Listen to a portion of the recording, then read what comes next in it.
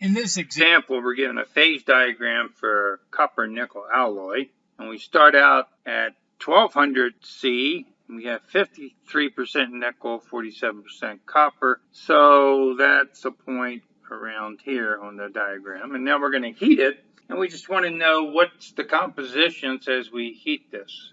So until we get to about 1280, which is here, nothing changes. So let's first say below 1280, there's no liquid, and the mole fraction of the solid is what we're starting with, 0.53. Now at 1280, we start to form some liquid, and we can draw a horizontal line to determine the composition of the liquid. So at 1280, well, solid solution hasn't changed because we have an infinitesimal amount of liquid, and its mole fraction, reading off the diagram, is about 0.41. And then let's pick a temperature in between. Use 1300 because it's on the diagram. You see at 1300, this is 0.45 for the liquid and 0.58 now for the solid solution. So both of these are changing.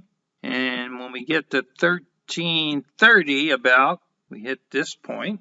Well, now the liquid has mole fraction 0.53.